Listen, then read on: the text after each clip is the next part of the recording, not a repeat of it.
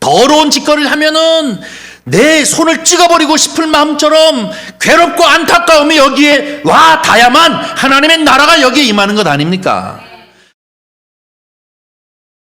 하나님 말씀 마태복음 5장 2절과 3절 신약성경 5쪽입니다. 다 찾으신 줄 알고 오늘 이 아침 우리에게 주시는 하나님의 말씀입니다. 우리 다 같이 한 목소리로 합독해 올리도록 하겠습니다. 입을 열어 가르쳐 이르시되 심령이 가난한 자는 복이 있나니 천국이 그들의 것임이요. 아멘.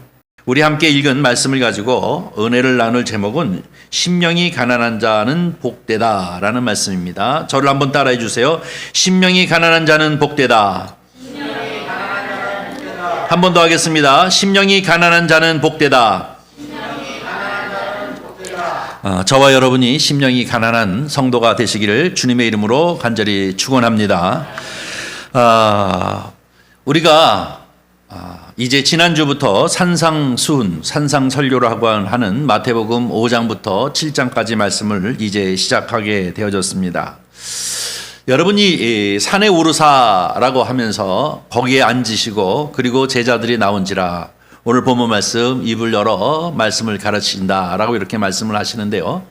이 말씀을 우리가 기억하면서 얼른 떠오르는 것이 하나 있습니다. 그것이 무엇이냐면 구약 성경에 이스라엘 백성들을 저 430년 동안 이집트에서 종살이하던 이스라엘 백성들을 하나님의 능력으로 이제 10가지 재앙 그리고 또 홍해를 건너서 시내 산까지 불러내십니다. 그리고 후에 여호와 하나님께서 누구를 불러 산에 올리시냐면 이 모세를 산에 올라가게 합니다. 같이 함께했던 여호수아도 갈렙도 같이 따라서 동반하지 않고 너만 올라오라는 거죠. 모세가 이 시내산 꼭대기에 올라가서 하나님 앞에 받은 것이 무엇입니까? 하나님 나라를 통치할 수 있는 법입니다. 십계명 그리고 율법뿐만 아니라 이 하나님 앞에 예배 드릴 수 있는 예배의 장소를 만드는 이 성막을 짓는 방법들을 그에게 가르쳐주고 이것을 백성들에게 가르치라는 거예요. 그 이유는 무엇이냐면 저 약속의 땅인 가나안에 들어가면 이미 자기들의 법을 가지고 있고 이미 자기들의 문화를 가지고 있는 가나안의 7 족속이 있는데 이 백성이 법이 없이 들어갔다는 기준이 없이 들어갔다는 거기에 다 동화돼 버리고 말 테니까 하나님 방법으로 살아가는 하나님의 통치가 이루어지는 하나님의 법을 그들에게 주면서 이것을 가르쳐 이대로 행하게 하라라고 여호와께서 모세를 불러 세우셨습니다. 그들은 이 하나님의 율법과 토라의 말씀을 가지고 가나안에 들어가서 그들은 그들의 하나님 통치 방식으로 하나님 나라를 건설한 것이 이스라엘입니다. 마찬가지로 예수님께서 하나님이시면서도 그 아들로서 육신을 입고 이 세상에 오셔서 공생애를 시작합니다. 세례를 받으시고 성령이 이끌려 시험산에 가셔서 이제 그 시험을 이기시고 난 이후에 비로소 그가 말씀하시기를 회개하라 천국이 가까웠느니라 하나님 나라에 대한 선포를 하시면서 두 번째로 하신 것이 무엇입니까? 가르치시는 일입니다. 이 가르치시는 일이 어디냐면 바로 산상설교입니다. 물론 시내산처럼 높은 산은 아니지만 그러나 이제 이 갈릴리 호수에서 언덕배기로 좀 올라가 있는 그곳으로 예수님께서 올라가셔서 이제 앉으사 제자들을 불러 모으시고 따르는 이들을 모으시고 그들에게 입을 열어 말씀을 가르치시는데 그 가르치기 시작한 것이 산상설교입니다. 마치 무엇을 연상합니까? 구약 성경의 이스라엘 백성들을 하나님 백성 삼으시고 하나님 나라 삼으시기 위해서 모세를 불러가지고 그들에게 말씀을 주셔서 그 말씀으로 통치하시겠다라고 하는 하나님의 뜻을 이제 가르쳐 주셔서 하나님의 나라를 건설한 것처럼 예수님도 똑같이 산에 앉으사 그들에게 입을 열어서 가르치시는 이 모습은 하나님 백성으로서 다른 의미로 얘기하면 예수 그리스도를 따르는 예수님의 제자로서 너희가 살려면 이렇게 살아라 라는 말씀인 줄 믿습니다. 마태복음은 특별히 이스라엘 백성들에게, 유대인들에게 전하는 복음이라고 여러분에게 말씀을 드렸습니다. 누가복음은 이방인을 향한 복음서이라고 한다면, 이 마태복음은 유대인, 구약의 말씀들을, 구약의 성경들을 이미 익숙하게 알고 있는 그들을 대상으로 한 설교 있지 않아요? 그런 이 복음의 말씀인데, 그렇기 때문에 그들이 아주 손쉽게 딱 와닿을 수 있는 느낌을 가질 수 있는 이 산에 오르사 가르치시는 5장, 6장, 7장은 모세가 하나님 앞에 가서 말씀을 받고 내려와 그 이스라엘 백성들에게 그 말씀을 가르치는, 신명기를 통해서 새로운 세대들을 다 모아놓고 하나님은 너희에게 이렇게 살라고 하셨다라고 하고 말씀하시는 것처럼, 바로 이 산상설교는 하나님의 자녀로서, 다시 말했으면 예수 그리스도의 제자로서 너희는 이렇게 살라라는 말씀인 줄 믿습니다. 사랑하는 성도 여러분, 저와 여러분은 하나님의 백성입니다. 저와 여러분은 예수 그리스도를 주라 고백하면서 살아가는 사람들입니다. 저와 여러분은 하나님, 이 대한민국의 주민등록증을 가지고 있는 대한민국의 백성이기도 하지만 하나님의 나라의 백성임을 주님 앞에 고백합니다. 그러므로 이 산상설교를 통해서 우리에게 주시는 이 가르치시는 말씀, 그 말씀 앞에 열린 마음을 가지고 아멘, 아멘하고 받으셔서 오직 예수 그리스도의 제자의 모습으로 살아가는 저와 여러분이 되기를 주님의 이름으로 간절히 축원합니다. 마치 여러분 대형 슈퍼에 가서 물건을 카트에 이렇게 담아가지고 이 카운터에 딱 오면은, 요즘은 다 이렇게 찍지 않고 뭐를 이렇게 갖다 대면 찍하고 찍히죠? 그게 뭡니까? 바코드잖아요. 그 바코드에는 그 물건 값이 정해져 있기 때문에 그냥 통과만 해도 물건 값이 착착착착 계산이 되잖아요.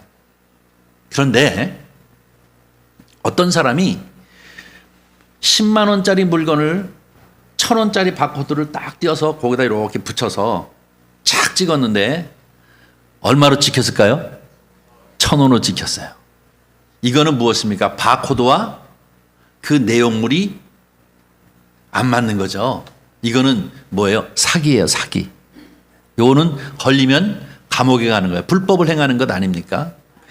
마찬가지로 예수 그리스도를 주라 고백하고 하나님을 아버지라 고백하는 저와 여러분이 마치 그 내용물이 바코드만 살짝 갖다 붙였고 내용물이 다르다면 사기치는 거예요. 근데 하나님은 안 속습니다. 하나님은 안 속습니다. 저와 여러분은 정말로 이 이스라엘 백성들을 사랑하셔서 모세를 통해서 하나님의 말씀을 이제 그들에게 가르쳐서 그 백성을 삼으시는 것처럼, 예수 그리스도께서 이 공생애를 시작하면서 그 입을 열어 가르치시는 이 산상설교의 말씀이 저와 여러분에게 은혜가 되어지고 생명이 되어지고 믿음이 되어지는 그런 역사가 있기를 주의 이름으로 간절히 축원합니다. 이 처음에 시작되어지는 것이 팔복입니다. 이 팔복인데요, 오늘 본문 말씀 보면 이제 3절 보니까 심령이 가난한 자는 복이 있다라고 얘기하고 있습니다. 저와 여러분은 심령이 가난한 자가 되어지기를 주의 이름으로 간절히 축원합니다. 심령이 가난해야 합니다. 심령이 가난해야 합니다. 여기서 맨 먼저 우리가 생각하고자 하는 것은 무엇이냐면 이 팔복에 대한 구조를 우리 먼저 생각해 보고자 합니다. 조금 학문적이긴 하지만요, 이 팔복을 가만히 보면 구조가 계단식으로 돼 있어요. 이렇게 계단식으로. 심령이 가난한 자는 어떻게 해요?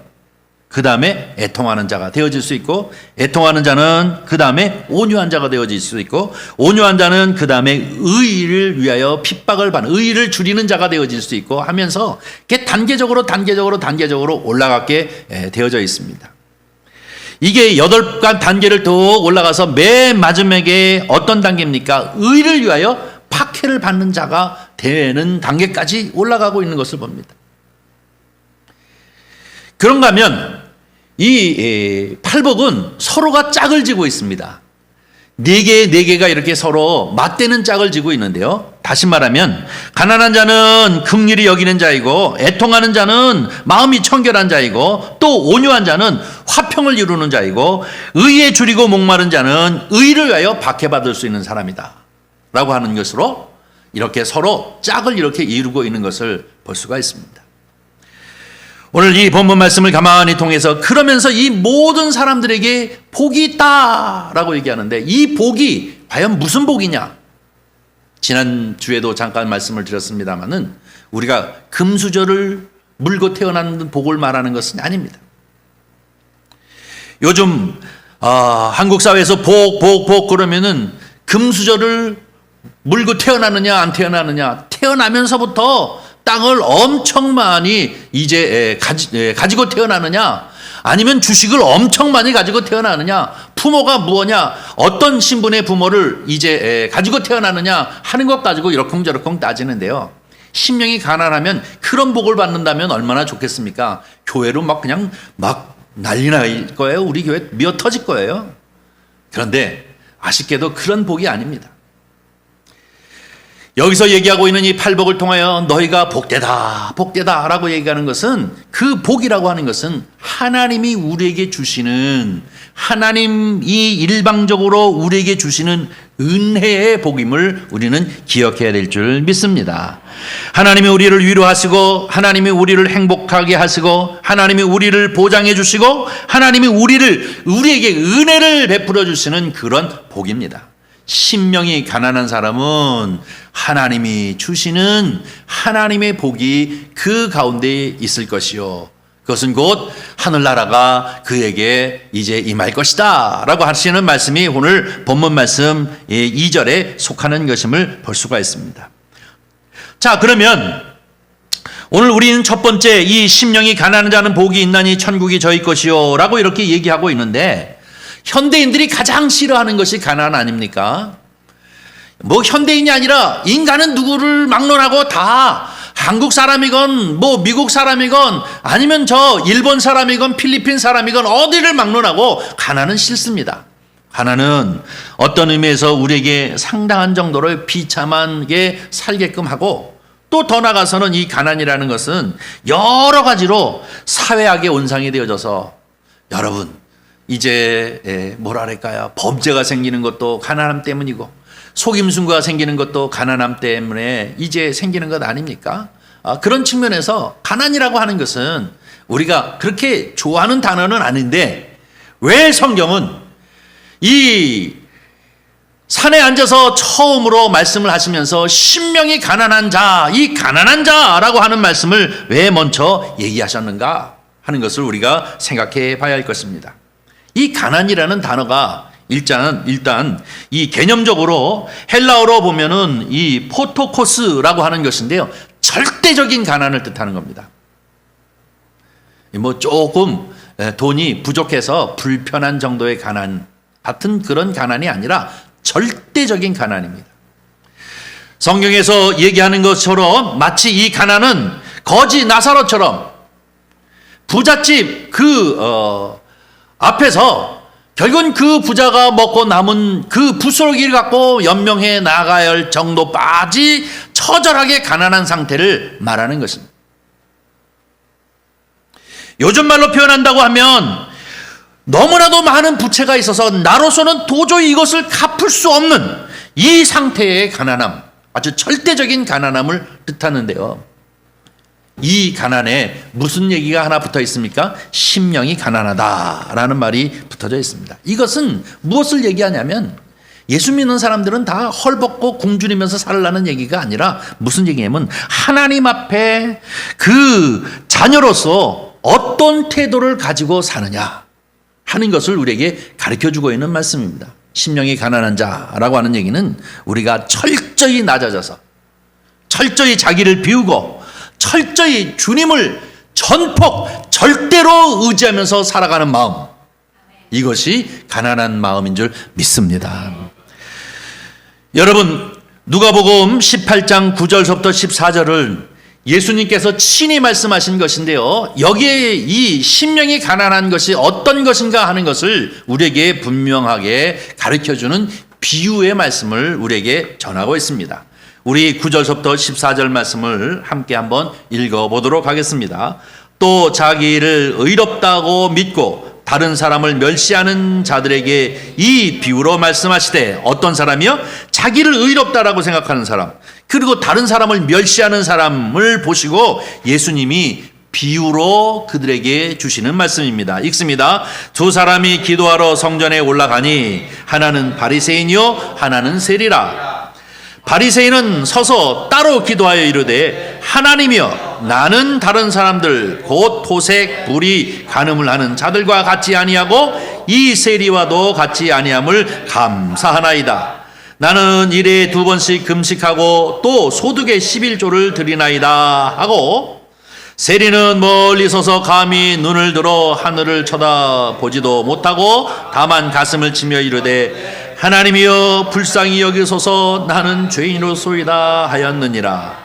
내가 너에게 이르노니 이에 저 바리새인이 아니고 이 사람이 의롭다 하심을 받고 그의 집으로 내려갔느니라. 무릇 자기를 높이는 자는 낮아지고 자기를 낮추는 자는 높아지리라 하시니라. 아멘. 이 얘기가 무슨 얘기입니까? 심령이 가난한 사람은 어떤 사람이냐? 세리 같은 사람이라는 거예요. 심령이 가난한 사람은 어떤 사람이냐? 세리 같은 사람이라는 얘기예요. 이 바리새인은 어떻습니까? 하나님, 나는 다른 사람과 다릅니다. 나는 다른 사람과 좀 다릅니다. 그래서 하나님 감사합니다 하고 얘기하면서, 나는 토색하는 사람과 간음하는 사람과 도적질하는 사람과 이런 사람하고는 다릅니다. 내가 그래도 하나님 선을 이루면서 사는 사람입니다 라고 이렇게 얘기합니다. 그리고 또 얘기하기를 뭐라고 얘기합니까? 자기는 일주일에 2번씩 하나님의 그 금식한다는 얘기예요. 또 뿐만 아니라 10의 1조를 주님 앞에 철저히 드립니다. 하나님 앞에 할 얘기가 많은 사람, 하나님 앞에 부자의 마음을 가진 사람이에요. 이것은 다른 말로 하나님 앞에 아주 교만한 사람이에요. 하나님 없어도 살만한 사람이에요. 이런 사람은 심령이 가난하다 얘기하지 않는다는 거예요. 예수님께서 제일 첫 번으로 얘기하는 이 심령이 가난한 자는 복이 있나니 천국이 저희 것이다 라고 얘기하는 그 말씀은 무엇이냐면 바로 이 세리와 같은 사람을 말하는 것입니다. 세리는 뭐라고 얘기합니까? 오늘 똑같이 성전이 같이 올라가서 기도하는데, 이들은 바리새인은 어디에 따로 서서 특별한 장소에서 나는 다른 사람과 다릅니다. 나는 금식도 하고 나는 11조로 드립니다. 나는 저들과 다릅니다 라고 이렇게 얘기하는데, 반하여 세리는 어떡합니까? 하늘을 쳐다보지도 못하고 그는 나는 죄인이로소이다, 나를 불쌍히 여겨 주옵소서 하고 쫙 낮아져서 완전히 주님의 은총을, 주님의 도우심을, 주님의 그 긍휼을 바라는 마음으로 이제 하나님 앞에 기도하는 모습으로서 이 세리를 표현하고 있습니다. 이것이 바로 무엇을 얘기하고 있습니까? 심령이 가난한 자인 것입니다.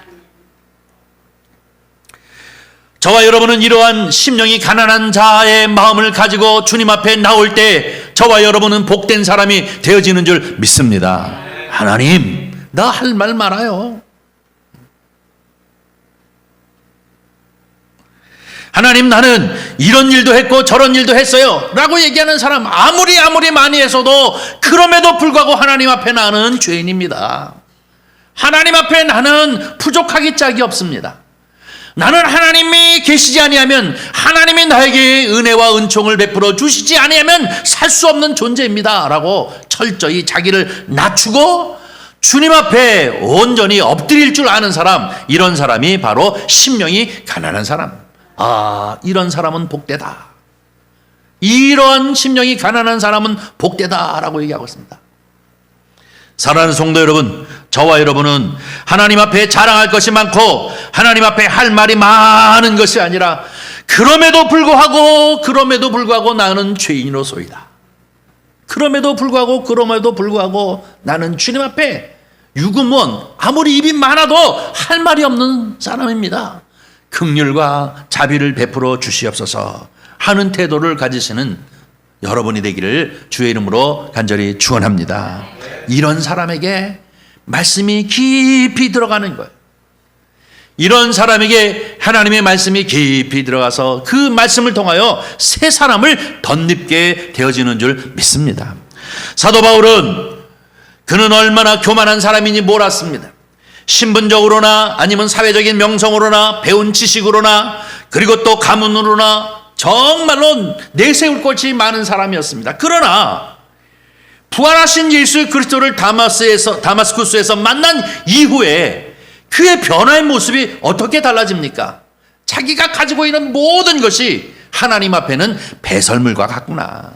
자랑할 것이 없구나. 그리고 하나님 앞에 선언하지 않습니까?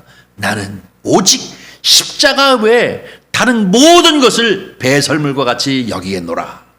오직 십자가를 위해서 살겠다라고 선언하는 모습을 보면 이런 사람을 뭐라고 얘기합니까? 심령이 가난한 사람입니다. 사랑하는 성도 여러분, 우리가 예수 그리스도의 제자로서 살아가는 제일 첫 번째는 바로 주님이 아니면 안 됩니다. 주님이 없이는 살 수 없습니다. 주님이 계심으로 내가 있고 주님이 은혜가 있으므로 내가 이렇게 존재합니다. 온전히 주님을 철저히 의지하고 나로서는 더 해결할 수 있는 답이 없어서 오직 주님만이 나에게 긍휼을 베풀어 주셔야만 됩니다 라고 하는 간절함으로 주님을 의지하는 저와 여러분이 되기를 주의 이름으로 간절히 축원합니다. 이것이 이 사람은 복되다. 어떤 사람이요? 심령이 가난한 사람, 세리와 같은 마음을 가지고 언제나 주님 앞에 굴복할 줄 아는 사람을 의미하고 있습니다. 그런가 하면 오늘 두 번째 말씀이 무엇입니까? 천국이 저희 것이다 라고 이렇게 표현하고 있는데요, 이 천국은 무엇을 의미하고 있는가 하면 이 천국이라고 하는 것은 우리가 죽으면 가는 나라를 말하는 것이 아닙니다. 본향, 그것을 얘기하기도 하지만 성경은 이중적 측면이 있음을 우리는 늘 설교를 통해서 제가 늘 강조하고 있는데, 그 본향인 하나님의 나라도 있지만 여기서 얘기하고 있는 이 천국이라고 하는 것은 하나님의 나라를 뜻하는 것입니다. 하나님의 나라는 무엇이냐? 다스리고 통치하는 것을 말합니다. 여기서 얘기하는 천국이 저희 것이다 라고 하는 1차적인 뜻은 무엇입니까? 너희는 구원을 받았다, 혹은 하나님의 자녀가 되었다, 혹은 영생을 얻었다 라고 하는 측면도 있지만, 더 강력하게 오늘 이 천국이 저들의 것이다 라고 하는 말은 무엇이냐면 우리 마음에 성령님이 임하여서 다스리시고 통치하신다는 것을 의미하고 있습니다. 심령이 가난한 사람, 그 사람에게는 자기를 낮추어 하나님의 긍휼을, 자비를 갈망하는 그 사람은 하나님의 나라가 임했다라고 하는 것은 하나님의 통치가 오늘도 속하고 있다는 것입니다. 다스리고 있다고 하는 것을 얘기하고 있습니다. 여러분, 매일매일 살면서 하나님의 백성으로서, 하나님의 자녀로서 우리가 살아가면서 결정해야 할 여러 가지 일들에 관하여 이것을 이렇게 결정할까 저렇게 결정할까 하는 마음을 가질 때 우리 마음에 찔림이나 두려움이나 다시 생각하는 그런 것이 있습니까? 이것은 바로 통치받는 사람인 줄 믿습니다. 이 하나님이 원하시는 바가 아닌데, 이거 아닌데, 이거 하나님이 기뻐하시는 일인데 하면서 기준이 누가 되느냐? 하나님이 되실 때, 이 하나님이 되실 때 우리는 우리 마음이 다스려지고 우리의 마음 가운데 하나님의 통치가 임하는 것이 하나님의 나라입니다. 심령이 가난한 자, 그 사람은 복 있는 사람인데 왜 복이 있느냐? 이 순간순간마다, 이 순간순간에도 하나님의 통치가 임하고 있기 때문에 그렇다는 거예요. 하나님의 간섭이 임하고 있다는 얘기예요. 하나님의 다스림이 그 마음 가운데 임하고 있기 때문에 그 사람은 복되다 라는 것입니다. 여러분 어떠십니까? 하나님의 나라가 내 마음 가운데 임했습니까? 하나님의 통치가 임하고 있습니까? 어떨 때는 생각나게도 하시고, 어떤 때는 회개하게도 하시고, 어떤 때는 두려움과 찔림 때문에 그것을 이제 회개하지 아니하면 안 될 것 같아서 몸부림치며 주님 앞에 회개기도 하는 적이 있습니까? 아무리 봐도 내가 여태까지 사회적 경험으로 놓고 볼 적에는 이 길이 가야 되는 것이 바른 길임에도 불구하고 이 한쪽에서는 아니야 너 아니야 하는 음성을 들어보신 적이 있습니까? 이 음성을 듣는 사람은 심령이 가난한 사람인 줄 믿습니다. 하나님의 통치가, 하나님의 다스림이 저와 여러분 가운데 임하는 것인 줄 믿습니다. 이것이 신약시대를 살고 있는 하나님의 백성으로서 살아가는 가장 처음 되어지는 이 하나님의 나라가 임하는 하나님의 통치가 우리 가운데 임해야 된다는 것입니다.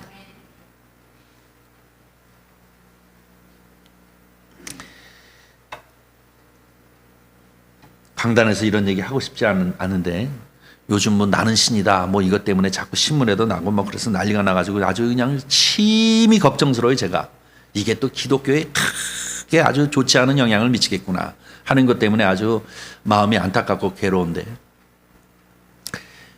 유치하고 구역질이 나서 도대체 볼 수 없더라고요. 뭐 그게 떴다 그래가지고 제가 이렇게 잠깐 이렇게 보다가 너무 구역질이 나가지고 그냥 안 봤어요. 꺼버렸어요. 도대체 이 모든 그 사단의 정체의 뒤가 뭡니까? 돈하고 섹스예요. 다 이단이라는 것들이 끝말이 다 그렇게 끝나잖아요. 하나님의 통치가 안 되는 거예요. 하나님의 의가 없는 거예요. 하나님이 주시는 기쁨이 그들 가운데 없는 거예요. 그러니까 어디로 가는 겁니까? 세상 사람들보다도 더 참혹하고 더러운 짓거리를 하고 있지 않습니까? 왜? 하나님의 나라가 없어요. 그 마음 가운데. 그러나 사실은 가난하고 힘들어도 여기에 의가 있고 여기에 평강이 있고 여기에 기쁨이 있으면 세상이 주지 못하는 기쁨, 세상이 주지 못하는 위로, 세상이 주지 못하는 복이 이 가운데 임하는 그 기쁨이 있으면 그 길을 향해 가지 않는다는 거예요. 이것이 하나님의 나라입니다. 하나님의 나라.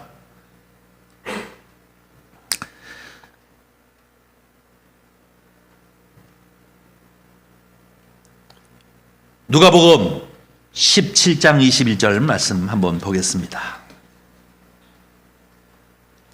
누가복음 17장 21절 한번 우리 다 같이 한 목소리로 읽습니다. 시작. 또 여기 있다 저기 있다도 못하리니 하나님의 나라는 너희 안에 있느니라. 예수님 말씀입니다. 천국은 여기 있다 저기 있다 못한다는 거예요. 천국은 서울에 있고 혹은 천국은 저 계룡산에 있고 그런 게 아니라고요. 천국은 여기 있다 저기 있다 안 하는 거예요. 천국은 어디 있습니까? 하나님 나라는 내 안에. 내 안에 천국이 임한다. 본향도 있지만 현재적으로 미래적인 것이지만 현재적으로는 천국이 어디에 있어야 하느냐? 여기 있어야 한다는 거예요. 그 천국이 여기 있다 그러면 뭐냐 희죽희죽거리는 그 무슨 뭐 이상한 정신병자 돈키호테 같은 그런 정신병자를 말하는 게 아니라 뭐예요? 다스림이 있다는 거예요. 다스림. 하나님의 통치가 여기에 있는 것이죠. 더러운 짓거리를 하면은 내 손을 찍어버리고 싶을 마음처럼 괴롭고 안타까움이 여기에 와 닿아야만 하나님의 나라가 여기에 임하는 것 아닙니까? 더럽고 구역질 날 것 같은 그런 일들을 하게 되어지면 도대체 내가 남이 하나도 보지 않아도 내 스스로 내 얼굴이 뜨거워서 어찌할 줄을 모르는 그런 상황으로 이끌려가는 것, 이것이 바로 하나님의 나라가 임하는 사람 아닙니까? 이것이 하나님의 통치가 임하는 것입니다. 심령이 가난한 자 복되다. 그 마음에 하나님의 나라, 그 천국이 그들 가운데 임했다라고 하는 것은 하나님의 통치가 임하는 사람이다 라고 이렇게 표현하고 있는 것임을 볼 수가 있습니다. 또 로마서 14장 17절입니다. 이것은 사도 바울이 얘기하고 있는 것인데요. 한번 읽습니다. 시작. 하나님의 나라는 먹는 것과 마시는 것이 아니요 오직 성령 안에 있는 의와 평강과 희락이라. 아멘. 천국은 잘 먹고 잘 입고 잘 사고 그러는 게 아니라고요. 오직 성령 안에서 우리 안에 뭐예요? 의를 실현하고자 하는 마음, 더러움을 던져버리고 의를, 하나님의 뜻을 실현하고자 하는 그런 마음, 또 뿐만 아니라 평강.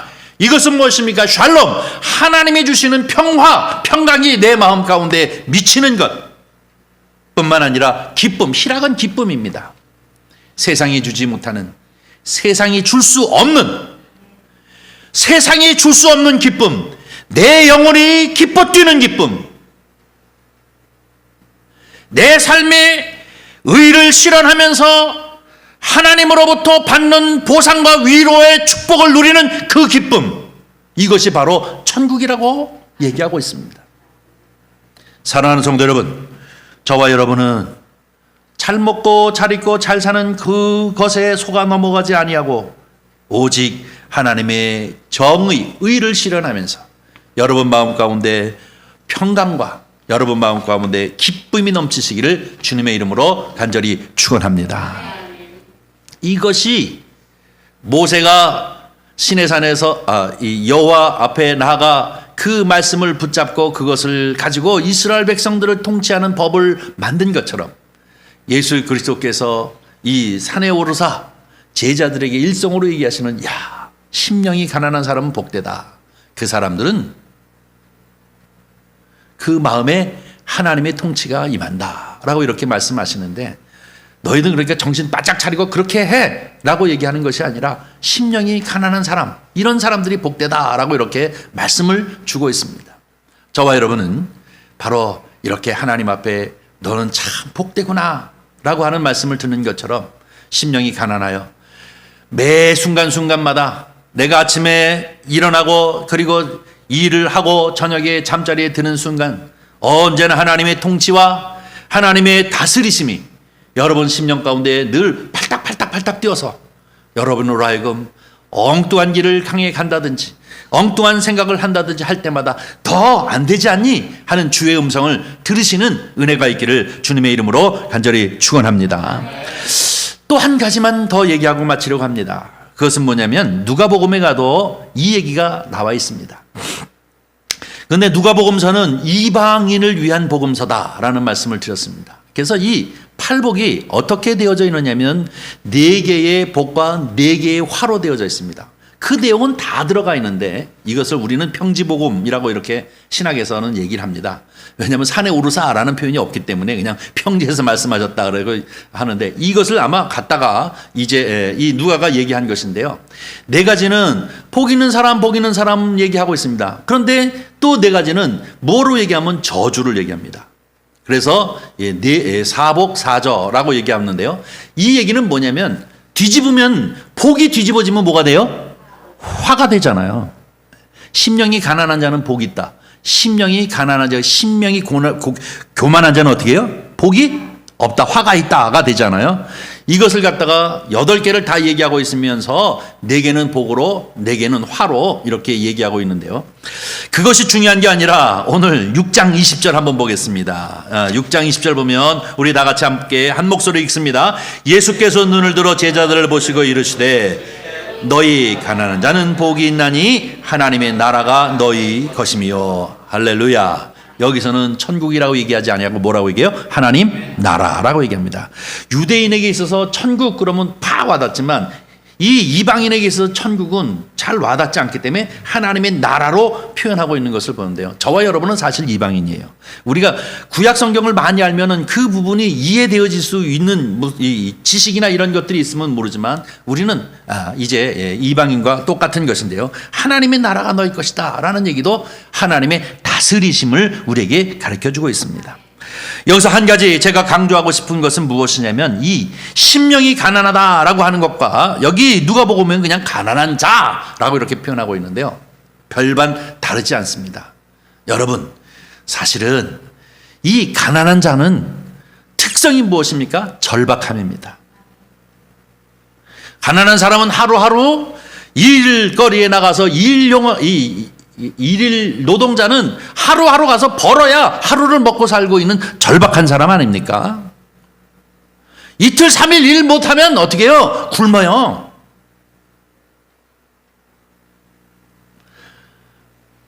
우리가 사는 사회가 옛날에는 그냥 없으면 굶으면 되는데 요즘은 굶는 정도가 아니라 보리가 한 3개월만 안 되면 그냥 다 끊겨요. 가스도 끊기고 전기도 끊기고 다 끊겨버려요. 생거지가 되고 말잖아요. 그러니 하루하루 한 달 한 달이 절박한 사람은 누굽니까? 가난한 사람입니다. 이 말은 우리에게 무엇을 얘기하고 있습니까? 우리 신앙은 가난한 사람처럼 절박함이 있어야 된다는 겁니다. 누구를 향하여? 하나님을 향하여. 신앙생활하고 교회 다니는 것이 저 백화점 6층에 문화센터에서 교양 강좌 듣는 게 아니란 말이에요. 인문학 강좌 하나 들고 그렇구나 하고 머리를 까딱까딱거리고 이해되네 하는 게 우리의 신앙생활이 아니란 말이에요. 우리의 신앙생활은 가난한 사람의 절박함과 같다는 것입니다. 주님 앞에 나와 예배할 때도 절박함입니다. 우리는 교양을 쌓는 것이 아닙니다. 우리는 또 이제 사치적인 것이 아니면 친교만을 위해서 하는 것이 신앙생활이 아니라 절박함입니다. 절박함. 생명을 내댄 것입니다. 생명을 걸고 하는 것. 예수 없이는 난 못 살아요. 예수님, 예수 없이는 난 못 살아요. 하고 절박함을 가지고 있는 것이 가난함의 특색인 것입니다. 가난한 사람이 그렇게 절박하다가도 돈이 몇 천만 원, 몇 억 생기면 절박하지 않아요. 아유, 하나님 이렇게 해주세요. 안 하면 마세요. 통장에 돈이 있는데 그거 갖고 해결하지. 절박함을 사라져버리고 많아요. 예수 믿는 사람은 다 가난하게 살라는 의미가 아니라 가난은 곧 선이고 부는 악이라 그런 의미가 아니라 우리는 하나님을 향하여 어떤 태도를 가져야 하느냐. 심령이 가난한 자 혹은 누가복음에서 얘기하는 이 가난한 자처럼 생명을 내대는 절박함, 하나님 앞에 절박함이 있는 사람, 이런 사람들 복되다 주께서 말씀하시는 거잖아요. 그들은 하나님의 나라가 임하였다. 다시 말해서 오늘도 내일도 언제나 순간순간마다 하나님의 통치가 우리 가운데 임한다라고 하는 것을 우리에게 가르쳐주고 있는 말씀입니다. 오늘 우리는 이 5장, 6장, 7장 이 산상설교에서 제일 첫 번째 팔복 중에 이 가난한 심령이 복이 있다라고 하는 것을 우리는 다시 한번 이것만을 우선 우리가 잘 기억하시고, 이 복은 금수저를 물은 것 같은 그런 복이 아니라 하나님께서 주시는 복인 것입니다. 위로, 보장, 그리고 긍휼, 이런 것을 의미하고 있는 것입니다.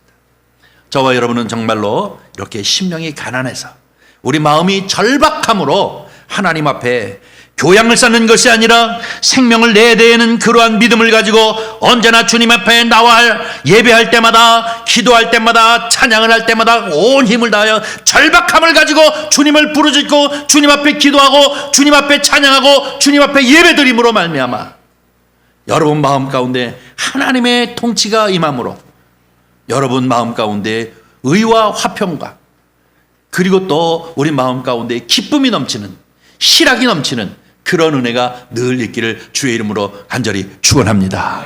내가 좀 가진 것은 없어도, 내가 좀 불편한 면이 있어도 내 안에 부요가 있는 것, 내 안에 하나님의 나라가 임하였기에, 내 안에 하나님의 위로가 있기에, 내 안에 마음에 하나님의 축복이 있기에 언제나 감사하며 언제나 즐거워하며 언제나 당당하며 언제나 주님 앞에 영광을 돌리는 그러한 이 당당함을 가지고 주님의 복을 누리며 살아가는 성도님들이 되시기를 주님의 이름으로 간절히 축원합니다. 기도하겠습니다.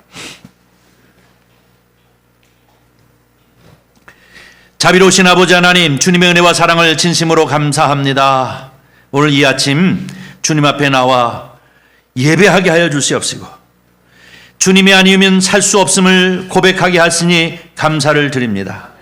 언제나 주를 향하여서 심령이 가난하게 되어지시사 이제 아버지 하나님 정말로 하나님의 나라가 우리 마음 가운데 임하게 하여 주시옵시고 말씀하시고 간섭하시고 다스림을 따라 힘과 용기와 자신감을 얻게 하시고 담대함을 갖게 하여 주시옵시며 불의와 타협하지 아니하고 하나님의 의리를 이루며 살아가는 저희들이 되어지도록 주님 축복하여 주시옵소서. 그래야 주께서 하시는 말씀처럼 복되다 하는 그러한 심령들이 되어지도록 주님 역사하여 주시옵소서. 주께서 늘 우리와 함께하여 주시옵시고 통치하여 주시기를 간절히 바라옵고 나오며 우리 구주 예수 그리스도의 이름으로 기도하옵나이다. 아멘. 아멘.